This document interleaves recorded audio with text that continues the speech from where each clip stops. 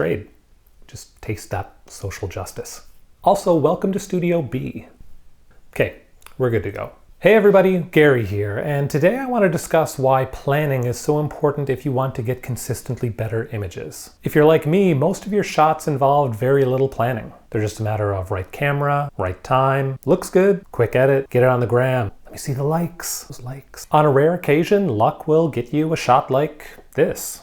But more often than not, planning will get you a shot like this. So let's get started. First, consider your goal. What image do you want to capture? The clearer your goal, the more precise your plan can be. But even a simple goal and a basic plan can improve your shots. With COVID-19 restrictions loosening up a little in my neck of the woods, I've been doing a lot more running lately, and I've noticed these wax wings hanging out and feeding pretty consistently in a nearby park. I've seen some fantastic wax wing shots from some photographers that I follow, but I've never had my telephoto lens on hand when I see them to get a shot of my own. So here's the goal. Get a decent waxwing photo. Timing is so important. It accounts for seasonality, light, accessibility, and in the case of wildlife, it has a tremendous impact on their behavior. Running through the park, I've noticed the waxwings during most daylight hours, but because the park is east-facing, you can get some pretty harsh backlight depending on the angle that you're shooting from. So I plan on getting a decent waxwing shot in the afternoon so that the sun should be to my back and illuminating my subject.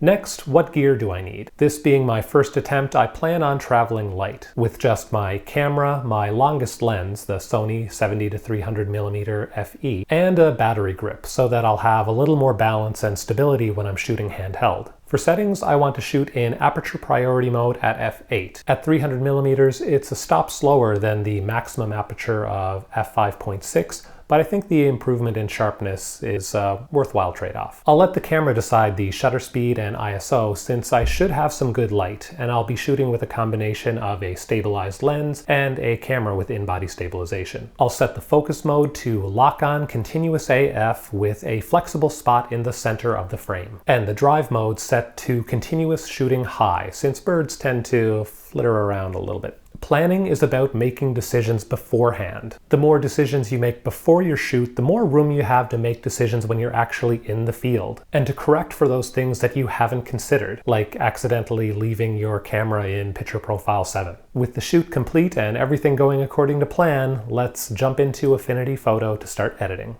So here's our test shot of the waxwing giving us a little bit of side eye, and we're just going to bring up the exposure a little bit just until we see some highlight clipping, and we're just going to dial those highlights back a little bit using the highlight slider. Maybe bring the shadows up a touch since obviously he's more backlit.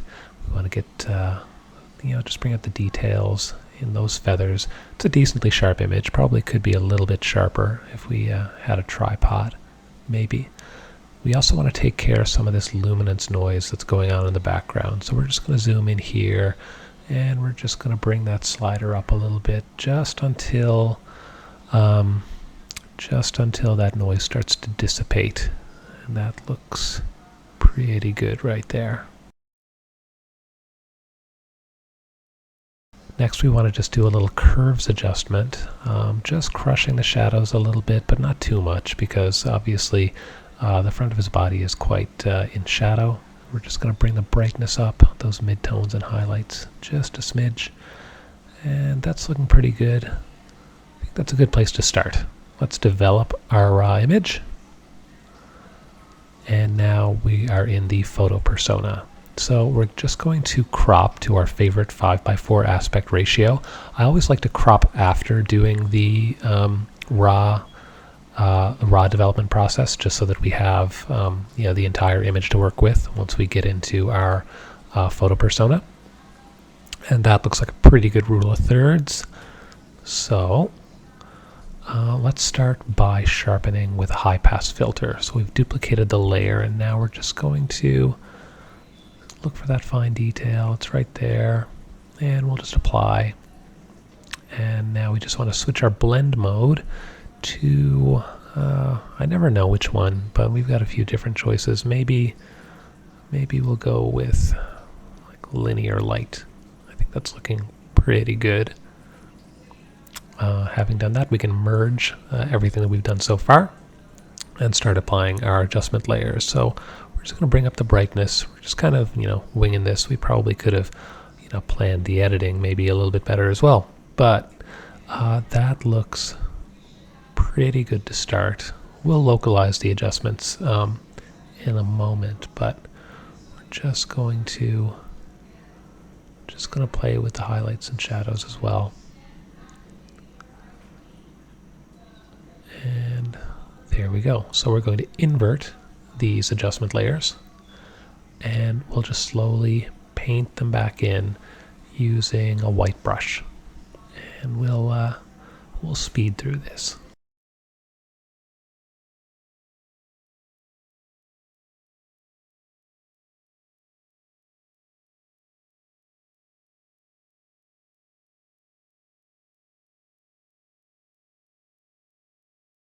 Now the same thing on our brightness layer.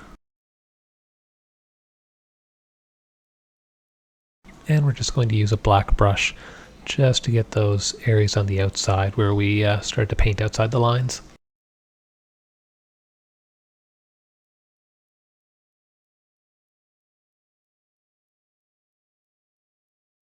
Now in these little nooks and crannies, things can get a little bit more complicated, so we need to go in there with a fine brush and just slowly take care of those areas where, in between the wings and the greenery, the leaves.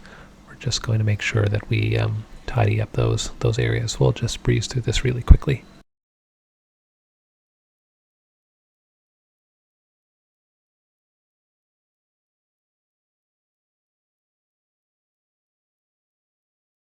Okay, I think that's looking pretty good. So next we're going to apply an HSL adjustment. We want to look at that red channel because we've got quite a bit of red going on here, just along that branch and along the berries, and even in the bird itself and the feathers.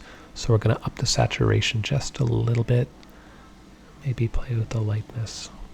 We've got a little bit of that red in the forehead's a bit too intense, so I think we'll actually zoom in here and we'll just cover that over with a black brush, just trying to be a little more localized with our adjustments. And let's see, that teal, oh, it's kind of just in that fringe area. Maybe if we go to the blue channel and we're just gonna bring that over to the teal side. I know that's like not super realistic, but I don't know, I just kind of like it. Just sort of makes it a little more interesting. Maybe play with the lightness a little bit. And then of course we've got the yellow channel as well, because we've got yellow going on in the feathers, in the body, and obviously at the edge of that tail feather. So next we want to apply a curves adjustment, and we're going to switch the blend mode to luminosity so that we don't fiddle around with our color channels so much. And we're just going to add a little S-curve, bring the shadows down a bit, a little more in the highlights, and maybe one more node just to give us a nice little roll off, and kind of like that. We can probably apply a vibrance adjustment.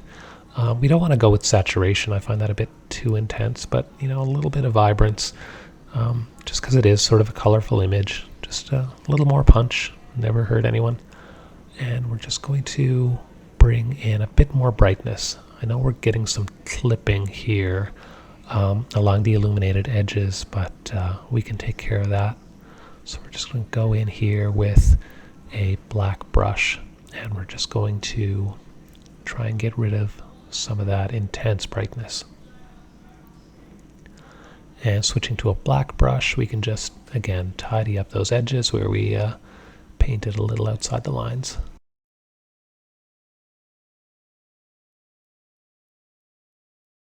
Okay, so we're going to merge everything thus far. And the background, while it's out of focus, it's still a little bit distracting. So we're going to apply a Gaussian blur layer, and we're just going to erase those portions that we want in sharp focus, just like this. And this can be a bit of a tedious process, so we'll just speed through it.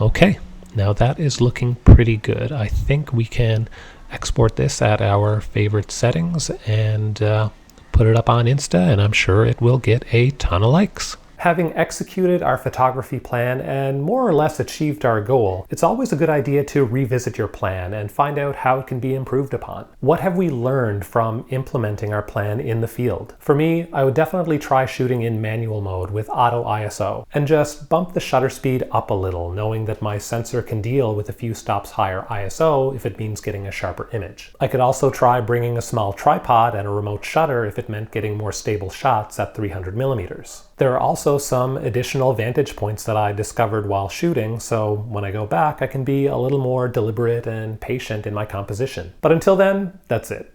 How do you incorporate planning into your photography? Let me know in the comments section below. Give the video a thumbs up if you liked it, subs if you loved it, make sure you hit that bell notification so you get notified the next time I upload something else, and until next time, take more photos. Later.